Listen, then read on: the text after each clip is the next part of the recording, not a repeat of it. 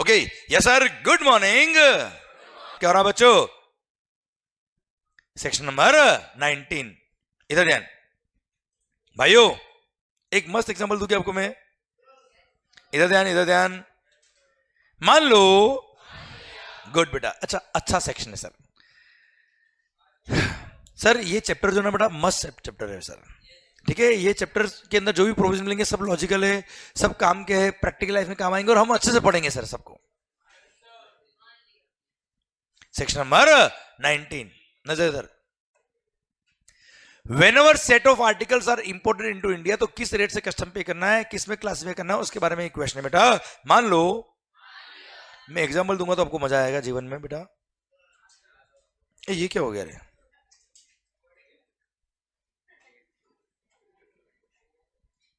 चलिए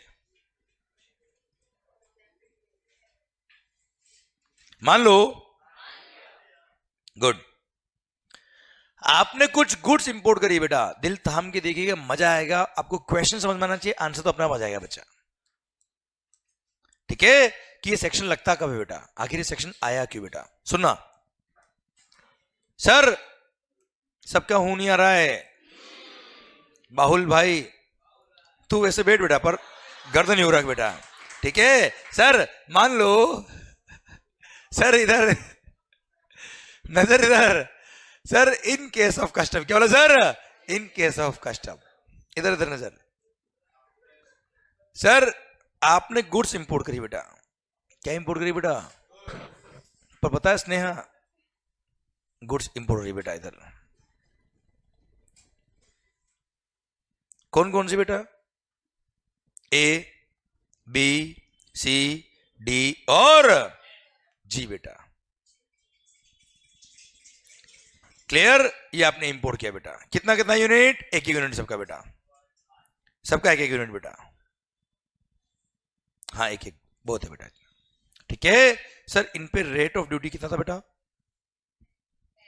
10%। चलो बस, फिर 20, फिर कुछ भी बेटा, हर बार थोड़े बनाएंगे तेरी बेटा। 15 और 30, बस नाराज मत हो, लिख दिया बेटा 30 बस। आपने ये गुड्स इंपोर्ट किया था 1 CR में बेटा। बताओ कितना कस्टम पे करना है? लगाओ ना बेटा, आंसर बताओ ना, ज्ञान क्यों बांट रहे हो? हाँ हाँ, आया बेटा मजा? यस, ज्ञान बांटना बहुत आसान है बेटा। कि रेस्पेक्टिव वैल्यू रेस्पेक्टिव टैक्स लगा दो ना सर, तो लगाओ ना आप। सर जब टैक्स लगाने गए तब पता पड़ा रहे हो भाई, इंडिविजुअल वैल्यू तो है ही नहीं। क्लियर? यही तो सेक्शन है, इसलिए तो सेक्शन में 19 आया है बेटा। Clear sir? सेक्शन में 19 बोलता है क्या? Whenever set of articles are imported in India बेटा। वेन एवर, और ऐसे केस में मल्टीपल तरह की गुड्स है और सर सिंगल वैल्यू दे रखा है, और सारी गुड्स पर जो रेट ऑफ टैक्स लगता है वो क्या है बेटा? एड वैलोरम बेटा।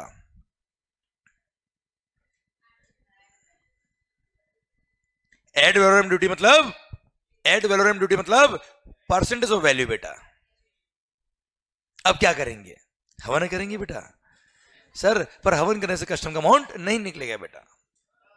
हाँ सर, आपको डायरेक्शन जरूर मिल जाएगी, किस डायरेक्शन में बात करनी है बेटा। सेक्शन नंबर 19 पढ़ लेना बेटा, उसमें लिखा है क्या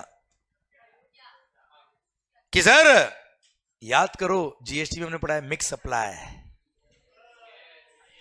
याद करो जीएसटी में हमने पढ़ा है क्या? Mix supply. वही है बेटा। ये बताओ क्या होगा बेटा? हाईएस्ट रेट कितना है बेटा? बात खत्म। Clear? Whenever set of articles are imported in India, तो ऐसे केस में अगर सारी गुड्स पर रेट ऑफ टैक्स अलग अलग है एंड सर किसी का भी इंडिविजुअल वैल्यू अवेलेबल नहीं है, तो ऐसे केस में एंटायर कॉम्बो प्राइस पर, एंटायर कॉम्बो प्राइस पर हाईएस्ट रेट लगा देंगे, उस गुड्स में क्लासिफाई कर देंगे which gives it the highest liability बेटा। क्लियर? पर अब सुनना, पर अगर इनमें से किसी इंडिविजुअल गुड्स की आप वैल्यू निकाल सकते हो तो उनकी तो रेस्पेक्टिव वैल्यू रेस्पेक्टिव टैक्स लगा देना बेटा। और मैं तो कह रहा हूं सबकी वैल्यू निकाल सकते हो, सबकी वैल्यू निकाल देना, रेस्पेक्टिव वैल्यू रेस्पेक्टिव एक्स, हमें कोई दिक्कत नहीं है। पर अगर नहीं निकले तो हाईएस्ट लगेगा बेटा। इनफैक्ट यहां पे ये भी बोला है कि इनमें से कुछ गुड्स का अगर वैल्यू निकल जाता है तो कुछ का वैल्यू निकाल दो, उस पर रेस्पेक्टिव टैक्स रेस्पेक्टिव वैल्यू लगा दो, बाकी बचे हुए जो होंगे वो बचे हुए में हाईएस्ट लगा देना बेटा। एग्जांपल दूं मैं आपको बेटा, देखना देना तो पड़ेगा बेटा। सर एग्जांपल देता बेटा, मान लो आपने सी का वैल्यू निकाल लिया बेटा। सी का वैल्यू कितना था बेटा? 40 lakhs। चलो आपने जी का वैल्यू भी निकाल दिया बेटा, कितना था बेटा? 10 lakhs बेटा। अब खुश? ठीक सर, तू खुश रहना चाहिए बेटा। सर अब ऐसे केस में सर बाकी का वैल्यू नहीं निकल रहा बेटा, तो पहली बात तो ये सी और जी का वैल्यू निकल गया बेटा, बचा क्या बेटा? ए बी डी, इसका वैल्यू कितना बच गया बेटा? 50 lakhs। क्योंकि टोटल था कितना बेटा? 1 CR, उसमें से सी का वैल्यू 40, जी का वैल्यू 10, रिमेनिंग कितना बच गया बेटा? 50। जल्दी मत करना बच्चों, सर बहुत इजी चीज है बच्चा, पर हाँ सावधानी दुर्घटना घटी बेटा, इसलिए आराम से पढ़ो, मस्त होकर पढ़ो। मैं कह रहा हूं यहां एक बार पढ़ लेना सर, लाइफ टाइम छप जाना चाहिए बेटा पे, उस लेवल से पढ़ो बेटा। चीजें इजी लगे तो इजी लेना नहीं बेटा उसको। सर बताओ कितना टैक्स लगेगा बच्चा? इस पे 0, इस पे ए बी और डी, ए बी और डी। सर 10 20 15, सर एक पे 10 रेट है, एक पे 20, एक पे 15 है, क्या करेंगे? 20% लगा देंगे ऑन एंटायर 50 लाख रुपए बेटा। हाँ है ना भाई? 0 3 लाख, टोटल 13 लाख। भारत माता की जय। यही अगर आप इंडिविजुअल वैल्यू नहीं निकालते बेटा, कितना था बेटा? 30 lakhs। और यही अगर सोचो पांचों का इंडिविजुअल वैल्यू निकल जाता है बच्चा, respective value respective tax highest की बात नहीं आएगी बेटा। ठीक है, चलिए 1 मिनट और। मान लो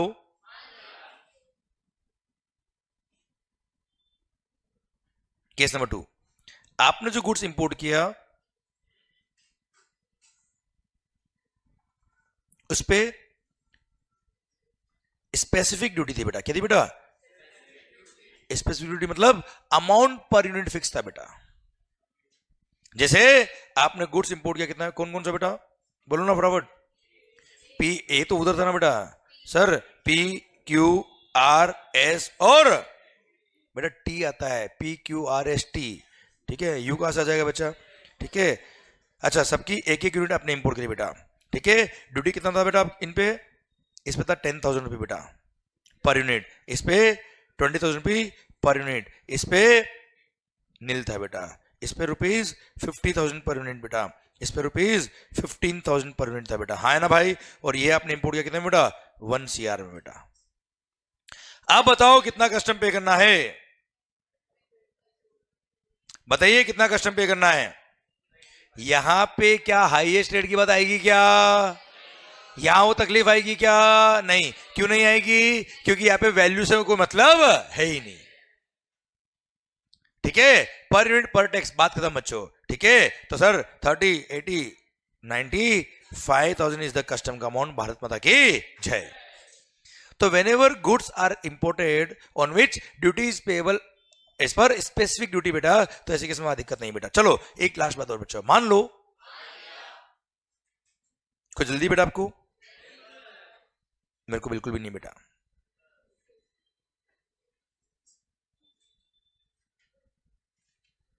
मान लो आपने इंपोर्ट किया बेटा गुड्स, कितना बेटा?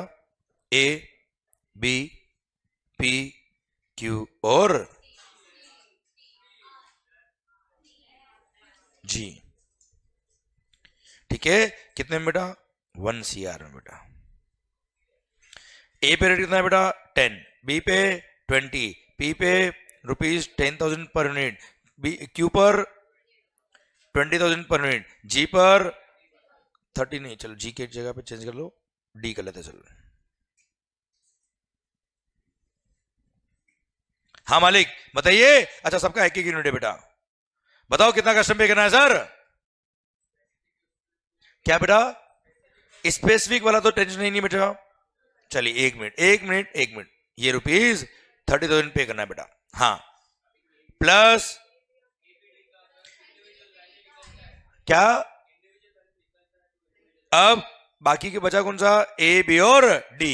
इसमें हाईएस्ट कितना बेटा, 20%। 20% ऑफ 1 CR बेटा। 1 CR में तो पी और क्यू की वैल्यू भी तो है बेटा, -30 कर देंगे एक में। चल इसका भी कैलकुलेट,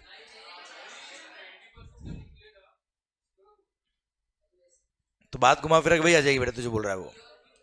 क्लियर सर? ऐसे केस में आपके पास कोई और ऑप्शन नहीं है, यहां पे पी और क्यू का वैल्यू निकालना ही पड़ेगा, या फिर ए बी और डी का वैल्यू निकालना ही पड़ेगा। भले ही ऑफिस से निकलने के अपना बेस्ट जजमेंट यूज करके या वैल्यूएशन रूल्स लगा के वैल्यू निकालना पड़ेगा बेटा। क्लियर? और उसके बाद ही इसमें असेसमेंट हो पाएगा, वरना असेसमेंट ना हो पाएगा। क्लियर? समझा मेरी बात? तो ऐसे केस में ध्यान देना, whenever some goods are imported in set of articles, पर उसमें से कुछ गुड्स स्पेसिफिक वाले और कुछ गुड्स एड वैल्यूम वाले हैं, तो वहां पे सर या तो एड वैल्यूम वालों की इंडिविजुअल वैल्यू निकाल दो, या फिर स्पेसिफिक वालों की इंडिविजुअल वैल्यू निकाल के उसको हटा दो। बाकी बचे हुए में हाईएस्ट लगाना पड़ेगा बेटा आपको, क्योंकि यू कांट से कि 20% इज हाईएस्ट। कैसे बोल सकते हो 20% हाईएस्ट है बेटा, बताओ? क्लियर? हो सकता है ना बेटा ये हाईएस्ट हो बेटा, हो सकता है ये भी हाईएस्ट हो बेटा। पी की वैल्यू कितनी पता है? क्लियर? 10,000 रुपए बेटा मान लो, तो ड्यूटी कितना हो गया बेटा? 100। तो हाउ कैन यू से कि 20% हाईएस्ट बेटा? समझा मेरी बात बच्चों? क्लियर? इसलिए सर, और आपको पता भी हो तो भी हमें मतलब नहीं है। ऐसे केस में क्या होगा बेटा, आपको पी और क्यू पे तो स्पेसिफिक रेट दे की वो पे कर दो, बाकी का वैल्यू निकाल के आपको रेस्पेक्टिव टैक्स पे कर दो, या फिर पी और क्यू का वैल्यू निकाल के रिमेनिंग वैल्यू जो है उसमें हाईएस्ट लगा देना बेटा। भारत माता की जय। आया मजा कि नहीं आया? चलो सर एक मस्त एग्जांपल दूं क्या मैं आपको? तो whenever set of articles are imported in India, क्या बोला सर?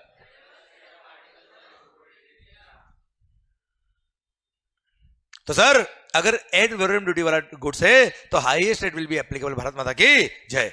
एक एग्जांपल दो बेटा मैम आपको मस्त एग्जांपल, तो कुछ भी हो सकता है सर, मिक्स सप्लाई वाला एक तरह से। क्लियर? सर आपने मल्टीपल तरह की गुड्स मंगाई और सिंगल कॉम्बो प्राइस दिया बेटा। एक टीवी मंगाई, एक वॉशिंग मशीन मंगाया, एक फ्रीज मंगाया, और सब मंगा के आपने एक साथ कॉम्बो प्राइस दिया बेटा। हाँ है ना भाई? चलो एक अच्छा एग्जांपल में एक और बात बेटा, मान लो आपने कभी भी कोई गुड्स इंपोर्ट किया और साथ में उसकी एक्सेसरीज और पार्ट्स भी इंपोर्ट किए बेटा आपने। आई रिपीट, आपने क्या इंपोर्ट किया बेटा? कोई गुड्स इंपोर्ट किया और साथ में उसके पार्ट्स और एक्सेसरीज भी इंपोर्ट किए। तो अगर parts and accessories are imported in essential quantity, if those are imported in essential quantities, तो उसको सेपरेट गुड्स मानेंगे नहीं बेटा। मतलब अगर मान लो आपने पार्ट्स एंड एक्सेसरीज भी इंपोर्ट करी along with the main goods बेटा, and if those are in essential quantity, तो ये भूल जाना कि आपने पार्ट्स और एक्सेसरीज इंपोर्ट करी बेटा, ये मानेंगे आपने मेन गुड्स इंपोर्ट किया, बात खत्म बच्चों। बट इफ द पार्ट्स और accessories are imported in additional quantity, तो ऐसे केस में उसको भी सेपरेट गुड्स मानेंगे और वहां पे भी सेक्शन नंबर 19 लगा देंगे। और सेक्शन 19 लगाएंगे मतलब अगर प्राइस अलग नहीं दे रखा तो हाईएस्ट रेट लगा देंगे। भारत माता की जय। एग्जांपल दूंगा तो मजा आएगा बेटा इसमें। मान लो सर, सुनना ध्यान से बात को बेटा, सौरभ भाई आप भी सुनना बेटा ध्यान से। सौरभ भाई के पीछे वो कोपचे में क्या नाम बेटा?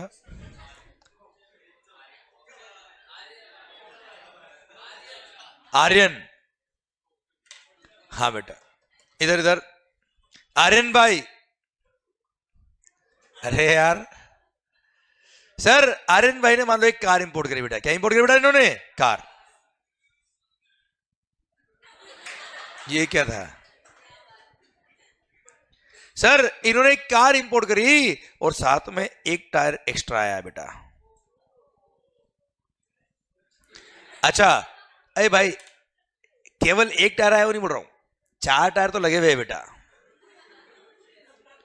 एक टायर एक्स्ट्रा है जो स्टेप नहीं होता ना बेटा, स्टेप नहीं, कि कल को एक टायर अगर फूट जाए तो वो स्टेप नहीं यूज कर लेना, और वो भी फूट जाए तो कार छोड़ देना बेटा। इधर ध्यान। हाँ बेटा सर इधर ध्यान, इधर ध्यान बेटा, ये तो कम से कम बेटा तो है, तुम होते तो सर अब सुनना बात ध्यान से, मान लो इन केस, क्या बोला सर, इन केस, इधर इधर 2 मिनट, आर्यन भाई मेरा पॉइंट आपसे ये है कि इन्होंने एक कार इंपोर्ट करी कितने में बेटा, 1 CR में बेटा,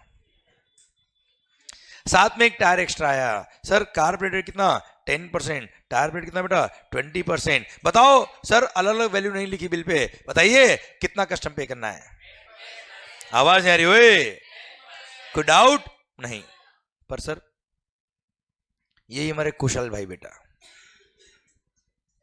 सर इन्होंने भी कार इंपोर्ट करी बेटा, पर सर इसका क्या बेटा, कार चलती कहीं और है, देखता कहीं और है बेटा, ये क्लियर, तो इस वजह से क्या बेटा इसकी कार बार बार पंचर हो जाती है बेटा, क्लियर सर, मतलब कई बार तो बेटा, एक बार तो ये वेस्टर्न एक्सप्रेस हाईवे जा रहा था बेटा, वेस्टर्न एक्सप्रेस हाईवे जा रहा था, नीचे गिर गया बेटा, क्लियर, तो इसने क्या किया बेटा, जो कार मंगाई इस बार उसमें 10 टायर एक्स्ट्रा मंगाया बेटा, ठीक है, अच्छा कार थी कितने की बेटा, 1 CR की बेटा, अलोंग विथ 10 टायर मिला के बेटा, हाँ है ना भाई, अच्छा 10 टायर क्यों मंगाया इसने एक्स्ट्रा बेटा, इसने कार के साथ तो क्या लगा दिया बेटा, टायर, कि अगर कभी भी वेस्टर्न एक्सप्रेस हाईवे से नीचे गिर जाए तो वापस जंप करके ऊपर बेटा, क्लियर, और बताओ बेटा, इनफैक्ट एक बार तो बेंड्रा वर्ली सीलिंग से नीचे गिर गया बेटा, तो इसकी कार बोर्ड बन गई बेटा, clear, so this is the technology, this is what he is using बेटा, सर अब इसने, सर ठीक है अपन अपने पॉइंट पे आते बच्चा, बताओ कस्टम कितना पे करना है, आवाज नहीं आ रही ओए, क्यों 20% बेटा, क्योंकि वेनेवर एक्सेसरीज और parts are imported in additional quantity तो उसको सेपरेट गुड्स मानेंगे बेटा, और अगर 2 अलग अलग गुड्स आपने इंपोर्ट करी उसका सिंगल वैल्यू दे रखा है तो highest rate will be applicable as per section number 19, और इस केस में 20% लग जाएगा, भारत माता की जय, आया मजा कि नहीं आया सर, पक्का, एग्जाम्पल भले ही कैसा ही पागल सा हो, पर सर आपको पॉइंट समझ में आया ना बेटा, मतलब कि एग्जाम्पल सही में पागल जैसा था क्या, ठीक है सर, करारा जवाब मिलेगा, चिंता मत करो बेटा, सेक्शन नंबर 19 खत्म होता है अब, अच्छा हाँ बेटा, हाँ सर अगर आप इनमें से किसी भी इंडिविजुअल गुड्स का वैल्यू निकाल सकते हो तो निकालो ना सर, क्या तकलीफ है, ये रहा ना बेटा, clear, using the rules to the level of satisfaction of proper officer, अगर आप वैल्यू निकाल सकते हो तो निकालिए, रेस्पेक्टिव वैल्यू रेस्पेक्टिव टैक्स, बात खत्म बच्चा, सर अब सुनो मेरी बात ध्यान से, आप लोग क्यों पढ़ रहे हो कस्टम्स, सर सो दैट आपको ये पता पड़ गया अभी कि अगर ऐसा आर्टिकल सेट ऑफ आर्टिकल किसने इंपोर्ट किया तो हाईएस्ट रेट लग जाएगा, अरे अपना कोई क्लाइंट हो उसको एडवाइस क्या करने का, नहीं मंगाना तो एक साथ, पर बिल में वैल्यू सबकी अलग अलग लिखवा दो बेटा, अगर बिल में सबकी वैल्यू अलग अलग लिख दी तो क्या होगा बेटा, सर ड्यूटी ऑप्टिमाइजेशन बेटा, मतलब जितना मैक्सिमम लगना चाहिए उतना ही, जितना मिनिमम लगना चाहिए उतना ही लगेगा बेटा, हाँ है ना, हम क्यों पढ़ रहे बेटा, इसलिए तो पढ़ रहे बेटा हम लोग ये सब, क्लियर डन, पर अगर उसने इंडिविजुअल वैल्यू नहीं लिखी तो हाईएस्ट लग जाएगा बेटा, भारत माता की जय, आओ बच्चों ये था सेक्शन नंबर 19, नजर इधर, ध्यान मेरी तरफ मालो भाई, सर इधर ध्यान बेटा, आप बेटा ऐसा इसकी तरफ देख रहे हो बेटा जैसे रिमोट से नहीं बेटा, ये एसी खोल के टेम्परेचर ज्यादा कर रहा है बेटा, इधर ध्यान दो पंचायती, मान लो सर सेक्शन नंबर 19 के बाद क्या आएगा बेटा, 21 बेटा, 20 बाद में आएगा बेटा, 21 उधर मत देखना कसम आपको उसकी बेटा, 20 सेक्शन की बेटा, ठीक है, इधर जेटसम फ्लोटसम डायरेक्ट रैकेज, क्या, ओके मंगेश भैया ध्यान मेरी तरफ, वापस सुना बेटा, जेटसम फ्लोटसम डायरेक्ट रैकेज, नहीं समझ में आया बेटा, वापस सुनना, इसलिए नजर इधर, सर बहुत इजी प्रोविजन से, ध्यान इधर बेटा, इधर इधर नजर, जेटसम flotsam direct wreckage, okay okay, वापस वापस सब जने, अच्छा सर सबको एक साथ, सर इधर ध्यान रख के एक्शन करना है, जो वीडियो क्लास में उनको भी एक्शन करना बेटा, ओके, जेटसम अच्छा एक मिनट, ये ऐसे ऐसे नहीं करना है रे, ऐसे नहीं, जेटसम, क्लियर। अच्छा ऐसे भी नहीं बेटा, जैसे कोई गुड्स फेंकते ना बेटा, वैसे फेंकना मत मेरी तरफ बेटा, सर ओके ओके अच्छा फेंको तो बेटा ध्यान से फेंकना, मैं इधर छुप जाऊंगा, जो भी गुड्स पे आएगी मेरी हो जाएगी बेटा वो, ठीक है सर। और हाँ अगर कोई शूज या चप्पल फेंके बेटा दोनों फेंकना, ठीक है सर, सर सर मान लो, अरे मानना नहीं कुछ नहीं, इधर इधर है सर, जेटसम।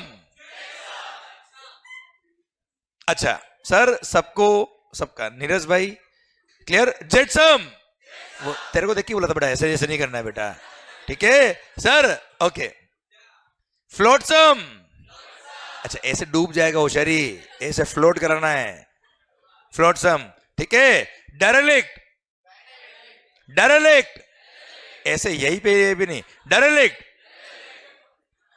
रेकेज, अबे ऐसे ऐसे नहीं होए, ये ऐसे ऐसे कर रहा है, शरारा शरारा सर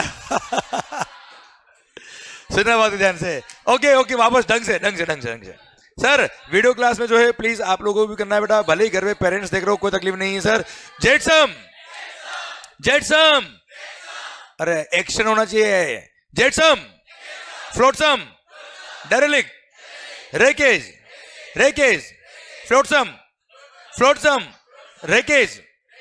अब जिसका गलत हुआ ना बेटा वो यहाँ पे आके डांस करेगा, ध्यान रखना बेटा, ठीक है ओके, ध्यान इधर बेटा, ओके सर। अब मैं बोलूंगा सबसे पहले, सर ध्यान इधर, ठीक है, जिसका गलत हुआ सर वो यहाँ पे आके डांस करेगा बेटा, okay. Jetsam, jetsam, wreckage, wreckage, flotsam, derelict, derelict, wreckage, flotsam, flotsam, jetsam, jetsam, jetsam, okay done मेरा, वेरी गुड बेटा, माहौल जबरदस्त, शानदार। आया आपको बड़ा पॉइंट समझ में? अबे अब सुनो ध्यान से, पढ़ना भी बेटा कुछ सर, ओके। जेटसम, एक मिनट, अभी जेटसम क्या होता है बेटा? Sir goods which are thrown in the sea in bad weather conditions, जो इंटेंशनली आपने स्पीडली स्पीडली फेंका है बेटा, समंदर में फेंक दिया। मान लो कोई वेसल आ रहा आउट ऑफ इंडिया से बेटा, सर उसमें बहुत सारा गुड्स है बेटा, और सर बैड वेदर कंडीशन, तूफान आया, उनको लगा कि वेसल डूब जाएगा, ठीक है, वजन का सॉरी वेसल का वजन कम करना पड़ेगा। व्हाट दे डिड, सर कुछ गुड्स फेंक दिए। तो goods which are thrown in the sea in bad weather condition is called jetsam, समझे सर? उनको लगा नहीं नहीं अरे कुछ नहीं होगा, ऐसे बड़े बड़े से बड़ी, सर लहरों से डरकर नौका पार नहीं होती, कोशिश करने वालों की कभी हो गई बेटा सर। और लहरों से डर के नौका पार नहीं तो ठीक है बेटा, पर लहरों के साथ ढंग से चलना भी पड़ता है बेटा, क्लियर? तो ऐसे केस में अरे बस बस, और सर उन्होंने बोला अरे कुछ नहीं होगा कुछ नहीं होगा, पर उन्होंने ध्यान नहीं रखा, केयरलेस हो गए। सर ध्यान देना बच्चों, लहरों से डरकर नौका पार नहीं थी, अग्रीड बेटा, पर सर आपको लहरों के साथ ध्यान रख के चलना पड़ता है बेटा, हाँ है ना? पर वो और कॉन्फिडेंस हो गए, उनको लगा क्या नहीं नहीं कुछ नहीं होगा रे, हम आराम से सर पार कर लेंगे, और सर थोड़ा लाइट ले लिया, हल्के में ले लिया, लहरों ने उनको अपने अंदर ले लिया बेटा, एंड उन्होंने बोला अरे कुछ नहीं होगा कुछ नहीं होगा, डूब गए बेटा, वेसल डूब गया। पर उन्होंने एंड टाइम पे सारे सारे सारे सारे गुड्स पर राम राम राम लिख दिया था बेटा। तो जय Shri Ram, the goods remaining afloat when ship has sunk, clear? इधर ध्यान दो sir, goods remaining afloat when ship has sunk, उनको क्या बोलते बेटा?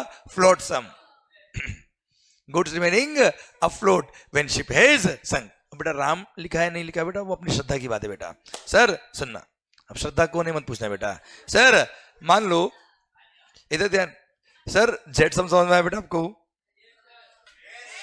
Flotsam, Okay, goods remaining afloat when ship has sunk. Derelict. Sir ये क्या होता है बेटा? नहीं चलते तो बेटा ऐसे बेटा है ना, ऐसे कौन चलता है बेटा? Clear sir? सुनना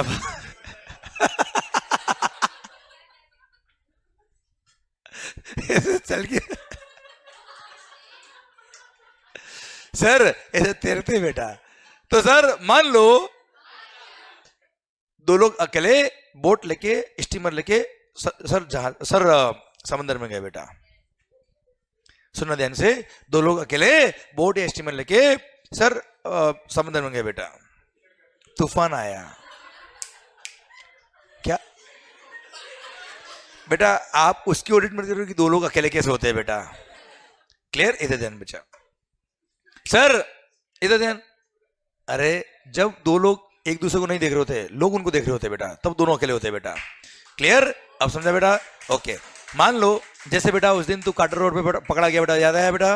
वैसे ही बेटा। सर मान लो इधर इधर ओ बैंड स्टैंड। सर मान लो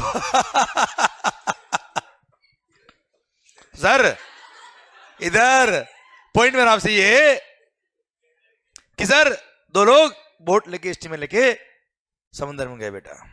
तूफान आया, बिजली कड़की।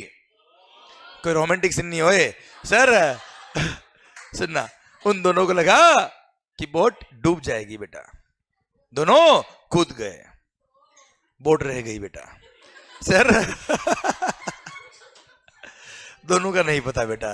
सर तो सर उस बोट को जिसने देखा वो बोट को लेके आया इंडिया में कि सब वह बोट अकेली थी। क्लियर? तो अनअटेंडेड बोट, स्टीमर और vessel in the sea is called derelict. हाँ है ना भाई? Derelict means unattended boat, steamer और vessel in the sea is called derelict. ठीक है? अब ये क्या? रैकेज। रैकेज मतलब टूटा फूटा सामान। Broken parts of the sunk ship. क्या होता सर?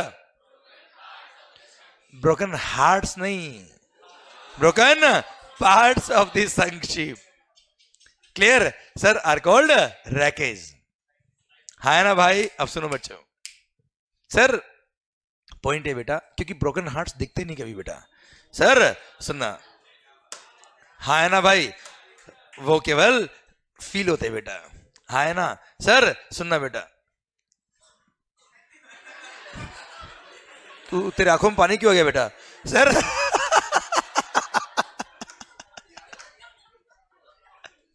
सर मान लो, ओके इधर इधर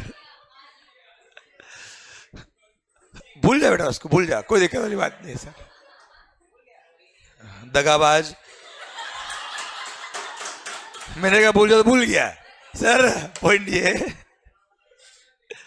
कि सर मान लो इधर ध्यान, इधर ध्यान। तो सर जेट सम क्या हूं क्या याद आया कि नहीं? होता क्या है? Goods which are thrown in the sea in bad weather condition. Flotsam, goods remaining afloat when ship has sunk. Derelict, unattended boat, steamer or vessel in the sea. And sir, wreckage, broken parts of the sunk ship. Sir, अब ये चार goods अगर India में आई है या कोई person India में लेके आया है, तो जो पर्सन इनका टाइटल क्लेम कर रहा है, जो पर्सन का ओनरशिप क्लेम कर रहा है, उसको साथ में कस्टम भी पे करना पड़ेगा। एंड सर कस्टम ऑफिसर इनका वैल्यूएशन निकालेगा यूजिंग द ऑक्शन या यूजिंग द वैल्यूएशन रूल्स। इनका वैल्यू निकलेगा और वैल्यू के अकॉर्डिंग जो कस्टम बनेगा वो पे करना पड़ेगा, जो पर्सन इनका ओनरशिप क्लेम कर रहा है उसको बेटा। हाँ है ना भाई? जेटसम, फ्लोटसम, डेरेलिक्ट, रेकेज, ये था सेक्शन नंबर 21। 21 के बाद क्या था बच्चों? 22। वेरी गुड, इधर ध्यान। उधर नहीं बेटा, बुक्स में नहीं बच्चों। चलो देखना बुक्स में देख लो बेटा आप। नहीं नहीं, एक एक एक मेरे को हेडिंग पढ़ानी बेटा आपको, सेक्शन की हेडिंग हेडिंग हेडिंग एक नहीं, मेरे को दिखानी है बेटा आपको। सर 22 एक बार बुक्स में देखना मंगेश भाई आप भी। हेडिंग सर सेक्शन नंबर 22 सुना रोशरी। सर ये रहा 22 का हेडिंग बेटा, अबेटमेंट ऑफ ड्यूटी और वैल्यू ऑन कौन सा गुड्स बेटा? डैमेज्ड गुड्स बेटा। ठीक है सर, ये क्या है बेटा, उस पे अबेटमेंट बेटा। 23 देखना बेटा, 23 में क्या है बेटा, रेमिशन ऑन गुड्स लॉस्ट और डेस्ट्रॉयड और अबेंडन गुड्स बेटा। अच्छा, बिल्कुल ही डिस्ट्रॉय कर दिया बेटा, और एक डैमेज किया बेटा, दोनों में फर्क है ना बेटा यार। गुड बेटा, तो गुड्स लॉस्ट और डेस्ट्रॉयड या अबेंडन, अबेंडन का मीनिंग बताऊंगा बातें तुम्हें मैं, छोड़ो उसको बेटा। लॉस्ट या डेस्ट्रॉयड मानिए बेटा, उस पे क्या मिल रहा है बेटा, रेमिशन मतलब माफ, छोड़ दिया साहब। सर कौन सी गुड्स पे, लॉस्ट या डेस्ट्रॉयड, इधर देखना बेटा क्या है बेटा, डैमेज गुड्स, मतलब पूरा खत्म नहीं हुआ है, थोड़ा डैमेज हुआ है, तो थोड़ा डैमेज हुआ तो थोड़ा अबेट मतलब थोड़ा डिस्काउंट डिडक्शन बेटा। हाँ है ना भाई, क्या हेडिंग पढ़ के कोई समझ में आ रहा है क्या आपको? सर ड्यूटी, अगर आपने कोई गुड्स इंपोर्ट किया और before clearance for home consumption वो गुड्स अगर थोड़ा डैमेज हो गया बेटा, विदाउट एनी मिस्टेक और negligence on the part of importer और हिज एजेंट बेटा, तो ऐसे केस में जितना वैल्यू उसका कम हो गया उतना प्रोपोर्शनेट कस्टम भी कम हो जाना चाहिए, हो जाना चाहिए बेटा यार, ठीक है। पर अगर गुड्स पूरा ही खत्म हो गया बेटा, तो क्या कस्टम पे करना चाहिए बेटा? क्योंकि आपको पता है क्या कस्टम चार्ज क्यों हुआ, क्यों हुआ बताओ मुझे आप, टू इक्वलाइज, याद आया बच्चा आपको? यस। अब सेक्शन पढ़ते हैं, मजा आएगा बेटा आपको। हाँ है ना भाई, सुनना बात ध्यान से। अगर कोई गुड्स, सर चलो मेरी तरफ ध्यान बेटा, बुक्स में नहीं बेटा, बुक्स में नहीं, मेरी तरफ ध्यान बेटा। Okay good. हाँ सर मान लो, इधर नजर इधर, अगर कोई गुड्स बिफोर अनलोडिंग, अच्छा 22 23 का हेडिंग्स पढ़ने से थोड़ा आइडिया तो लगे ना हम कर क्या रहे बेटा की लाइफ में, ठीक। सर पहले पढ़ेंगे क्या 22, फिर पढ़ेंगे क्या 23। सर ध्यान देना बेटा, 22 बोलता है क्या, अगर कोई गुड्स डैमेज हो गया, क्या हो गया बेटा, ये थोड़ा डिटोरिएटेड हो गया बेटा, थोड़ा खराब हो गया बेटा, before unloading itself, before unloading itself. हाँ है ना भाई, तो अनलोडिंग से पहले अगर डैमेज हुआ या डिटोरिएट हुआ है बेटा, तो ऐसे केस में जितना उसकी वैल्यू डाउन हो गई उतना प्रोपोर्शन क्या मिल जाएगा, अबेटमेंट मिल जाएगा बच्चों आपको, ड्यूटी से आपको उतना कम पे करना पड़ेगा। फॉर एग्जांपल पहले वैल्यू थी 10 करोड़ की बेटा, कस्टम था 1 CR बेटा, अभी सिंस गुड्स डैमेज हो गई, डिटोरिएट हो गई, बिफोर अनलोडिंग बेटा वैल्यू होगी कितनी, 6 करोड़ बेटा, कितनी होगी बेटा 6 करोड़, पहले कितनी थी वैल्यू 10 करोड़, कस्टम कितना था बेटा 1 CR, अब वैल्यू कितनी होगी बेटा, कम हो गए 6 करोड़, बताओ कस्टम कितना होना चाहिए बेटा 60 लाख, मतलब 40% क्या हो गया बेटा, अबेटमेंट अलाउ हो गया। हाँ है ना भाई, तो ये 40 लाख का अबेटमेंट कैसे निकला, आपने कैलकुलेट किया क्या बेटा, वो फॉर्मूला दे रखा है बुक के अंदर, क्या याद करना है क्या बच्चों इसको, नहीं। अच्छा डैमेज्ड गुड्स की वैल्यू कैसे निकलेगी बेटा, या तो ऑक्शन करके वैल्यू निकालेंगे या फिर कस्टम वैल्यूएशन रूल्स यूज करके officer to the best of his judgement value निकालेगा बच्चों, ठीक है। सेकंड बात उधर मत देखना, सर ये तो बिफोर अनलोडिंग था बेटा, अब after unloading but before clearance for home consumption, क्या बोला सर?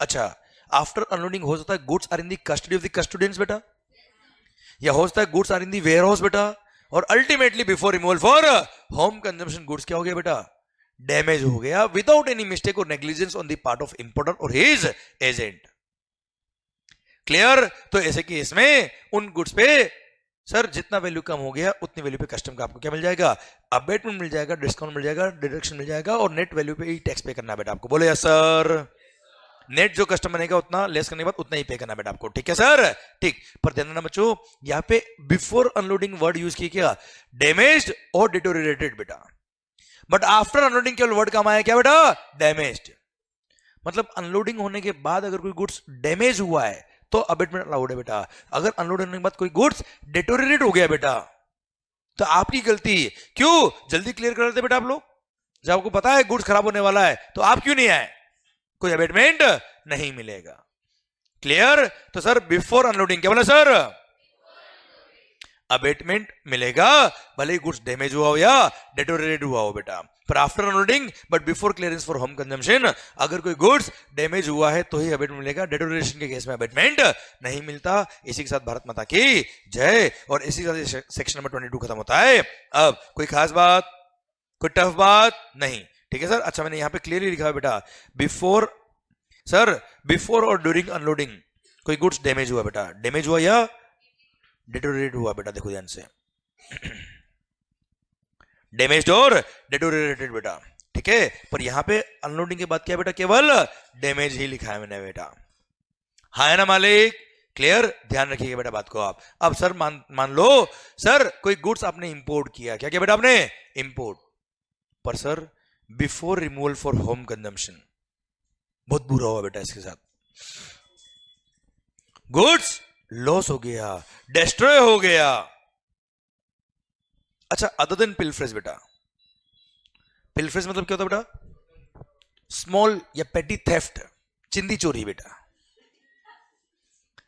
क्लियर।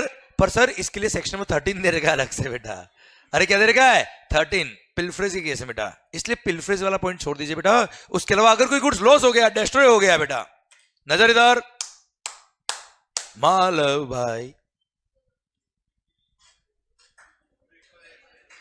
आवाज नहीं आ रही सबकी बेटा, किस दिन इक्वलाइज, जैसे डोमेस्टिक मार्केट से कॉम्पीट करेगा, डोमेस्टिक मार्केट से कॉम्पीट कब करेगा, जब डोमेस्टिक मार्केट में जाएगा, उससे पहले डिस्ट्रॉय हो गया बेटा। क्या कस्टम लगना चाहिए बच्चा, सेक्शन खत्म होता है। अब बात समझिए बच्चों, कॉन्सेप्ट पढ़ने से बहुत चीजें अपने आप समझ में आती है बेटा, क्लियर। सर बाकी सेक्शन याद करते रहो, कुछ नहीं होने वाला बेटा, अब याद ही नहीं करना बेटा, अपने आप सोल्व हो रहा है बेटा सेक्शंस। सर अगर कोई गुड्स लॉस हो गया, डिस्ट्रॉय हो गया before removal for home consumption, अच्छा हो सकता है ड्यूरिंग अनलोडिंग हुआ, बिफोर अनलोडिंग हुआ, आफ्टर अनलोडिंग हुआ, while in the custody of the custodian हुआ, या while in the warehouse हुआ बेटा। Ultimately removal for home consumption पहले अगर कभी भी गुड्स डिस्ट्रॉय हो गया, लॉस हो गया, तो कोई कस्टम पे करने की जरूरत नहीं है। और अगर आपने कस्टम पे कर दिया था तो उसका आपको क्या मिल जाएगा, रिफंड मिल जाएगा, रेमिशन मिल जाएगा, और ऐसी receive will allow the रेमिशन of the custom duty on such goods बेटा। बोलो यस सर, क्लियर, डन। अब सर एक और बात बेटा, goods abandon by the owner या रेलिंक्विशमेंट बेटा, बड़ा सुंदर पॉइंट है बेटा, relinquishment of the title of the goods, ये क्या होता है, मान लो मैंने कोई गुड्स इंपोर्ट किया, हूं करो रे,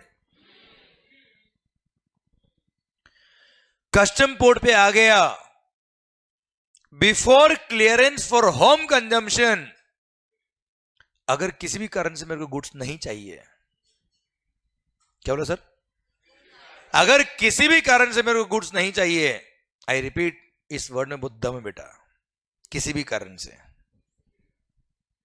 bye any reason, if the importer does not wish to clear those goods, and वो चाहे तो इन गुड्स को डोनेट कर सकता है कस्टम्स वालों को बेटा, मैंने जानबूझ के वर्ड यूज किया, क्या, donate. He can relinquish the title in favour of commissioner of customs, और सर अगर उसने रेलिंक्विशमेंट कर दिया तो ऐसे केस में कस्टम पे करने की जरूरत नहीं है, भारत माता की जय बेटा। रेलिंक्विशमेंट ऑफ टाइटल मतलब डोनेट करना एक तरह से बेटा। अच्छा वापस सुनना बेटा प्रोविजन, अब आपको एग्जैक्टली समझ में आ जाएगा मैं क्या बोल रहा हूं, क्यों बोल रहा हूं बेटा। सेक्शन 23 बोलता है क्या, अगर आपने कोई गुड्स इंपोर्ट किया before clearance for home consumption, किसी भी कारण से अगर आपको गुड्स नहीं चाहिए तो you can relinquish the title in favour of commissioner of customs. Saumya, you can relinquish the title of the goods बेटा, क्लियर। और अगर आपने before clearance for home consumption, क्या बोला sir, before clearance for home consumption अगर goods का title relinquish कर दिया in favour of commissioner of customs, तो ऐसे केस में कोई कस्टम पे करने की जरूरत नहीं है, है ना सानिध्य, ऐसे केस में कोई कस्टम नहीं लगेगा, कोई कस्टम पे करने की जरूरत नहीं है, क्लियर। आवाज नहीं आ रही हुई, पर आपके दिमाग में आएगा क्या, आखिर ऐसा क्यों बेटा, ऐसा कौन होगा जो गुड्स इंपोर्ट करेगा बेटा, उसने 10 करोड़ की गुड्स इंपोर्ट करी बेटा और डोनेट कर दी कस्टमर को फ्री में बेटा, डोनेशन तो फ्री में होता है बेटा ऑब्वियसली, रेलिंक्विशमेंट मतलब, ऐसा क्यों हो सकता है, टेक्नोलॉजी ऑब्सोलीट हो गई बेटा, मशीन इंपोर्ट किया आया तब तक तो टेक्नोलॉजी चेंज, अब वो मशीन कस्टम क्लियरेंस कराएंगे तो 3 करोड़ रुपए कस्टम पे करना बेटा, अब उसकी वैल्यू कितनी बच गई बेटा, 1 करोड़ तो वैल्यू बच गई बेटा उसकी, है ना। अब कस्टम क्लियरेंस कराई करेंगे क्या बेटा, छोड़ो इसको। या फिर गुड्स वर डिफेक्टिव, या जो मंगाया है वो आया ही नहीं, कुछ और ही आ गया बेटा, हाँ है ना। उस एक्सपोर्टर ने एक बार जो माल भेज दिया उसके बाद वो रिटर्न नहीं लेता बेटा, मान लो, हाँ है ना भाई, ऐसा कुछ है। या मैं कह रहा हूं क्या, मूड चेंज हो गया बेटा, मूड चेंज हो गया बेटा, इच्छा नहीं है बेटा अभी। क्लियर? मतलब बाय एनी रीजन मतलब क्या बेटा, मैंने लास्ट वाला इसलिए बोला मूड चेंज हो गया, मतलब आपको क्वेश्चन कितना ही कंफ्यूज क्यों ना कर ले बेटा। Relinquishment is always an option with the assessee बेटा। अच्छा, इसमें डिपार्टमेंट को लॉस हो रहा है बेटा, उनको तो जो आ रहा फ्री में आ रहा है यार गुड्स भी, तो फिर डिपार्टमेंट पता क्या करता है इनका, ऑक्शन करके बेच देता बेटा, जो आया पैसा डिपार्टमेंट का बराबर हो ही। फिर ऐसे जाके नहीं बोलता थोड़ा बहुत तो दे दो कम से कम उसमें से, ऐसे जाके ये नहीं बोल सकता है कि ऑक्शन करके आपने बेचा, थोड़ा तो दे दो मेरे को, कुछ तो उसमें से कुछ भी नहीं मिलेगा बेटा। समझा मेरी बात? यस, पक्का। पर सर जैसे ही ये सेक्शन आया देश में, सर स्मगलिंग डबल हो गई बेटा। अब ये लोग तो बेटा खुलेआम स्मगलिंग करते बेटा, क्यों, पकड़ में आ जाए तो रेलिंक्विशमेंट बेटा नहीं चाहिए, आपने बस रख लो सर, हाँ है ना। इसलिए इन जैसे लोगों के लिए एक प्रोवाइजो ऐड किया और बोल दिया क्या, अगर कोई गुड्स पे आपने ऑफेंस कमिट किया हुआ है, क्या कमिट किया है बेटा, तो ऑफेंडेड गुड्स के रेस्पेक्ट में आपको कोई भी रेलिंक्विशमेंट कभी भी नहीं मिलेगा बेटा, हाँ है ना भाई। इसलिए प्रोवाइजो ऐड किया और इसी के साथ भारत माता की जय। अच्छा सुनो, रेलिंक्विशमेंट के लिए अप्लाई कर सकते हो before removal for home consumption, मतलब हो सकता है while in the custody of the custodian हो या while in the warehouse हो बच्चा। क्लियर? अच्छा, वेयर हाउस में होगा तो वो वेयर हाउस ऑपरेटर आपसे रेंट तो लेगा बेटा, क्या लेगा बेटा, रेंट, वो उसका लुकआउट है, कस्टमर वालों का मतलब नहीं बच्चा उससे। भारत माता की जय। पॉइंट समझ में आया क्या बेटा आपको? चलिए सर एक जजमेंट बेटा, sir symphony services corporation India private limited बेटा, इधर इधर इधर क्या हुआ, इसने एक मशीन इंपोर्ट करी बेटा, क्या इंपोर्ट करी बेटा, उधर मत देखना, उधर मत देखना, कसम, कर्नाटक हाईकोर्ट का जजमेंट बेटा, इसने एक मशीन इंपोर्ट करी और वो इतू सी डैमेज होगी बेटा, क्या होगी बेटा, इतू सी डैमेज हो गई बेटा। पर उसने बोला नहीं नहीं, मेरे को मशीन नहीं चाहिए, I want to relinquish the title in favour of commissioner of customs and I don't want to pay any customs, और अगर पे किया तो रिफंड चाहिए मेरे को सब। डिपार्टमेंट बोलता है नहीं, रेमिशन नहीं मिलेगा, मशीन इतू सी डैमेज हुई है, आप इतू सा अबेटमेंट ले लो सेक्शन 22 में, 23 का बेनिफिट हम आपको नहीं देंगे। बताइए कौन सही कौन गलत? एसएससी सही है कि नहीं है, हाँ है ना? मैं तो क्या कर रहा हूं बेटा, एसएससी बिल्कुल सही है, और इतना सा डैमेज नहीं भी हुआ होता ना बेटा, तो भी अबेटमेंट के लिए, तो भी रेमिशन के लिए अप्लाई कर सकता है, रेलिंक्विशमेंट थ्रू बेटा, हाँ है ना भाई? बस ऑफेंस कमिट नहीं किया होना चाहिए बच्चों। क्लियर? या डिपार्टमेंट केस हार गया, एसएससी केस जीत गया, सर मैं तो कह रहा हूं इतना सा डैमेज नहीं भी हुआ होता तो भी उसका राइट है, he can relinquish the title before clearance for home consumption बच्चों, बोलो यस सर। भली डैमेज हुई नहीं हुई से फर्क नहीं पड़ता। ये था आपका क्या, section number 22, section number 23। I think मजा आ रहा है बेटा आपको पॉइंट। चलो एक इसका लाइव एग्जांपल दूंगा मैं आपको बेटा। वैसे मूवी बहुत पुरानी होगी, शायद आपने नहीं देखी होगी बेटा। सर अनुष्का शर्मा की बहुत जब नई नई मूवी थी, तब जब वो नई हीरो नहीं थी तब की मूवी बेटा, बदमाश कंपनी, नाम सुना बेटा आपने? बदमाश कंपनी देखी बेटा आपने? तो जिन्होंने नहीं देखी बेटा कोई बात नहीं, जस्ट इमेजिन बेटा, बहुत सारी चीज आपने नहीं देखी होगी तो इमेजिन करते हुए बेटा सर, और जिन्होंने देखी उनको याद होगा बेटा। सर मान लो,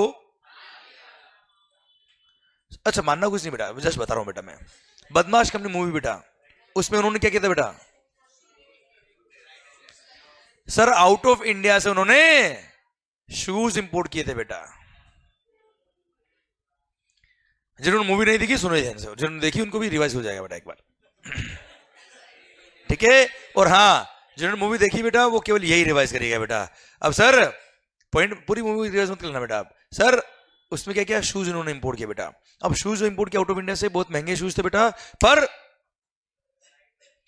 इन्होंने मुंबई पोर्ट पे इंपोर्ट किए दोनों जो शूज मंगा ना बेटा, दोनों लेफ्ट वाले मंगा लिए बेटा, और चेन्नई पोर्ट पे दोनों शूज राइट वाले मंगा लिए बेटा। अब मुंबई पोर्ट पे दोनों जब शू आए, दोनों लेफ्ट पैर के आगे बेटा, कौन खरीदेगा बेटा? कोई नहीं खरीदेगा बेटा। उन्होंने रेलिंक्विश कर दिया बेटा कि ओहो ये क्या कर दिया उन्होंने, डिफेक्टिव गुड्स भेज दिए। क्लियर? रेलिंक्विश कर दिया बेटा। फिर डिपार्टमेंट क्या करेगा बेटा, उसको ऑक्शन करेगा। ऑक्शन में कौन खरीदेगा बेटा, दोनों लेफ्ट वाले बेटा, कोई नहीं, वो खुद दूसरे दोस्त को बेच के या चेहरा चेंज करके आ गए बेटा, और उन्होंने कचरे के नाम पे उन गुड्स को खरीद लिया। कस्टम लगता था करोड़ों और उन्होंने वो लाखों में खरीद लिया बेटा गुड्स। सेम केस क्या कहा बेटा, चेन्नई में, और यहां पे लाके दोनों को सर पेयर बना दिया और बेच दिया बेटा, है ना। तो वहां पे उन्होंने सेक्शन 23 रेलिंक्विशमेंट का फायदा लिया बच्चा, ठीक है। हाँ सर वो बात अलग है, ये क्या था बेटा, ऑफेंस था बेटा, ठीक है। तो सर इन्होंने क्या किया, इलीगली टैक्स चोरी किया बेटा, तो वहां पे उनपे पेनल्टीज वगैरह अलग बाद में लगी, एक अलग बात है बच्चा। पर पॉइंट क्या है, ये सेक्शन खत्म होता है अब। समझ में आया ना बच्चा आपको, clear, done sir. I hope मजा आ रहा है बेटा आपको पॉइंट में, क्लियर, डन। सर आप मुझे बताओ क्या कस्टम बेकार है बेटा, सर समझ में आ रहा है नहीं आ रहा है, एक वर्ड, वो तो क्या लोग रटते हैं बेटा, कॉन्सेप्ट ही नहीं पता कस्टम चार्ज क्यों हुआ, तो उनको याद ही करना पड़ता बेटा, फिर समझे जो हमने। अब सुनो होता है क्या है पता है, सर वेयरहाउसिंग का चैप्टर आ गया क्या बेटा आपके सामने, अरे वेयरहाउसिंग चैप्टर आएगा। अब सर सोचो जब से हमने कस्टम शुरू किया है, वेयरहाउसिंग कितनी जगह वर्ड कम आया बुक के अंदर बेटा, समझे मेरी बात। अब उनको पता ही नहीं वेयरहाउसिंग क्या होता है बेटा, डायरेक्ट बुक से पढ़ रहे बेटा। वेयरहाउसिंग चैप्टर कब आएगा, 2-3 चैप्टर बाद, उनको होश नहीं कस्टम क्या होता है बेटा। अब ये सेक्शन याद नहीं करेंगे तो क्या करेंगे बेटा वो लोग, इसलिए लोग कस्टम छोड़ते बेटा, समझे। आपको क्या लग रहा है अरे इतना इजी कैसे हो गया है, ये इजी क्यों, क्योंकि आपको 1.5 आवर जो हमने लिया ना बेटा कल स्टार्टिंग में, बेसिक कॉन्सेप्ट ऑफ कस्टम, वो हेल्प कर रहा है बेटा यहाँ पे, क्लियर। मतलब आपको कई बार पता ही नहीं होता कि कहां से आपको वो टॉपिक समझ में आ रहा है, क्योंकि वो उसका मैं कॉन्सेप्ट बता चुका हूं बेटा। और मैं आपको पता है उस टाइम बोला भी था मैंने कि ये स्टोरी जिसने सुन ली लगभग कस्टम कवर हो जाएगा, फिर मैं कस्टम शुरू करूंगा बेटा, क्लियर। उसकी वजह से क्या होगा, पूरा पिक्चर आपके दिमाग में कस्टम का बेटा, और चीजें याद नहीं करनी पड़ेगी, अपना आप स्मूथली चल रही बेटा भी है। यस बेटा,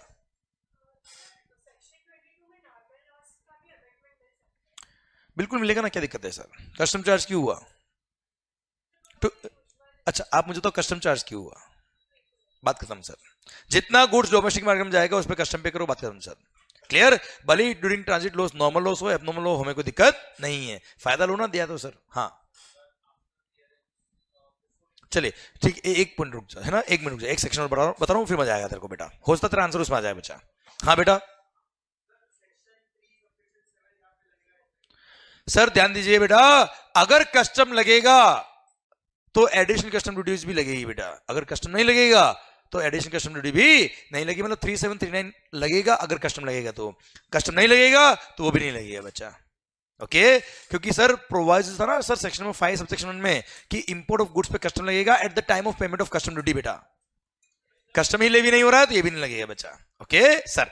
section number 24 denaturing of the goods और म्यूटिलेशन ऑफ द गुड्स, इधर ध्यान, क्या होता है बेटा ये भाई, पता है क्या होता है, नेचर चेंज करना, डीनेचर चेंज करना। म्यूटिलेशन मतलब क्या होता है, खराब करना पर थोड़ा कम खराब करना, पूरा खराब नहीं करना बेटा। सर म्यूटिलेशन मतलब something less than destruction is called mutilation.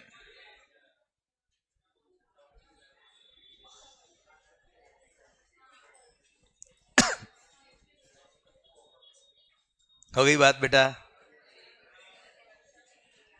इधर ओ भाई हो गई बात बेटा, नहीं बेटा आप लेक्चर की बात करना, बाकी बात है बेटा, बाकी थोड़ी देर मेरे को बोलना दो बेटा। सर इधर ध्यान, होशियारी, म्यूटिलेशन ऑफ द गुड्स मतलब समथिंग लेस देन डिस्ट्रक्शन, खराब करना पर पूरा खराब नहीं करना बेटा। सर अब ये होता क्या है बेटा, सेक्शन नंबर 24 एग्जाम्पल दूं मैं आपको बेटा, उससे जल्दी समझ में आएगा बेटा। दारू, एल्कोहल, लिकर, आप मुझे बताओ क्या वो ह्यूमन कंजम्पशन में ही काम आती है बेटा? एल्कोहल लिकर के बहुत सारी यूज है बेटा, जैसे दवाई बेटा, कुछ लोगों के लिए दारू दवाई बेटा, क्लियर। सर इधर ध्यान, एल्कोहल में काम आता है बेटा, एल्कोहल काम आता है मेडिसिन में बेटा, परफ्यूम्स में, अरे हाँ है ना भाई। सर सुनना, सर सैनिटाइजर वगैरह में बहुत सारी जगह काम आता है बेटा, सुनना। यस बेटा, ये बेटा लॉकडाउन में सैनिटाइजर पी गया था बेटा एक बार तो। सर सुनना बात ध्यान से, इन केस ऑफ कस्टम्स, क्या बोला सर?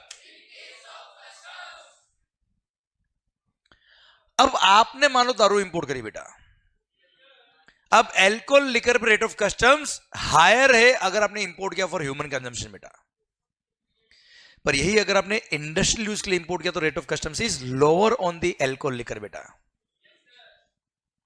अब आप मुझे बताओ, कस्टम पोर्ट पर जब वो गुड्स आई तब कस्टम ऑफिसर को क्या पता कि आप क्या यूज करने वाले बेटा, यहां बोल के लगे क्या इंडस्ट्रियल यूज के लिए और इंडस्ट्री में जाके पी गए तो बेटा,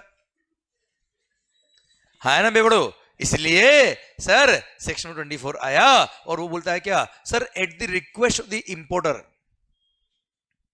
प्रॉपर ऑफिसर के पास पावर है कि वो चाहे तो prescribed quantity of the substance prescribed goods में सर मिक्स कर सकता है, so that such kind of goods remain capable of being used for a particular use only बेटा।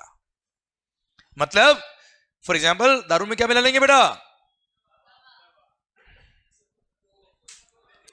सर लोग बोल रहे स्प्राइट, कोई बोल रहा है सर सोडा कोक, कुछ लोग तो ऐसे बेवड़े बेटा बिल्कुल नशेड़ी बेटा, सर बाहर रोड पे नाली के पास पड़े थे नीट पी के बेटा, है ना, इधर ध्यान। अरे दारू में क्या मिक्स होता है, अपना अपना टेस्ट सब बोल रहे बेटा, अबे पागल जैसी बात मत करो।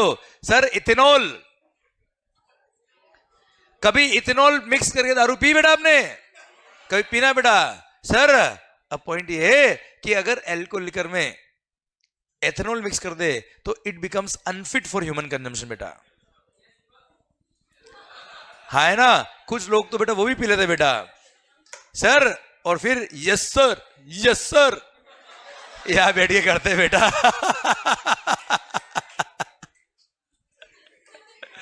जी हाँ जी तो आता है एल्कोहल से और हाँ आता है इथेनॉल से बेटा। सर सुनना बात ध्यान से, मान लो इधर सर तो अगर एल्कोहल लिकर में इथेनॉल मिक्स कर दिया तो now it becomes unfit for human consumption. Sir अब इसका यूज कौन सा बचा बेटा, इंडस्ट्रियल यूज ही बचा, तो जो यूज बचा उस अकॉर्डिंग ही कस्टम लगेगा। क्लियर, ये सेक्शन में 24 खत्म होता है। अब तो गवर्नमेंट क्या करती है बेटा, इस तरह की गुड्स जिसके मल्टीपल यूज है सर उसके लिए प्रॉपर ऑफिसर को बता रखा है कि अगर इस यूज के लिए इंपोर्ट किया तो इस इंपोर्टेड गुड्स में आप इतना prescribe quantity of this goods mix कर सकते हो, so that it remain capable of being used for a particular use only, और जिस यूज के लिए वो गुड्स बची उस अकॉर्डिंग ही कस्टम लगेगा बेटा। इसको बोलते हैं क्या, म्यूटिलेशन ऑफ द गुड्स और डी नेचरिंग ऑफ द गुड्स। खराब करना पर पूरा खराब नहीं करना बेटा, है ना भाई। Yes sir.